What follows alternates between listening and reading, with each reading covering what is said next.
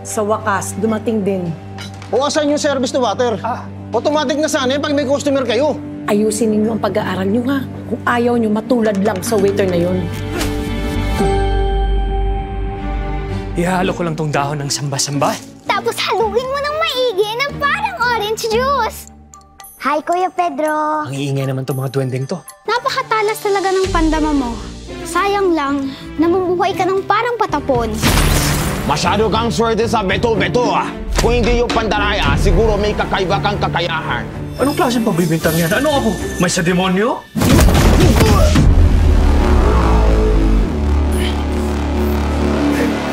Sa'yo ba to? Akin yan ah!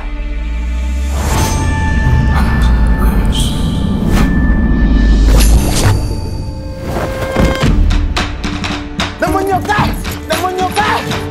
Alam kong isa kang may galing. Paano kung sabihin ko sa'yong may isang underground na kumpanya na nagbibigay pahintulot sa mga taong tulad natin na maghanap buhay? Okay ka lang? Anong klaseng tanong yan? Ayos na ayos ka! Astig! Corny mong pakinggan, pero dito ako bilong. Sa wakas, may saysay na ang pagiging galing ko. Tapos na ang mga araw ng mga may galing na nabubulok sa nayon. Oo, gusto nating tumulong sa lipunan, pero hindi naman pwedeng hindi tayo makinabang.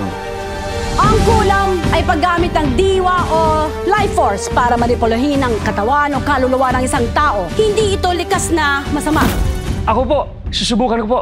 Paano mo naman masasabi na magiging mahusay ka sa ganito?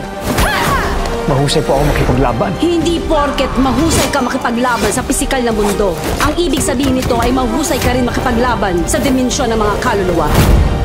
Pinagkalob sa ating ni Bathala ang galing na mayroon tayo.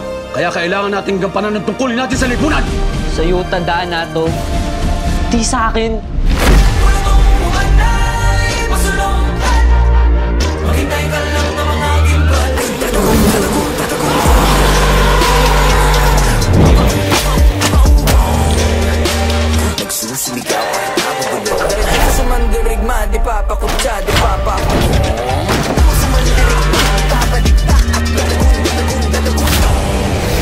Bakit?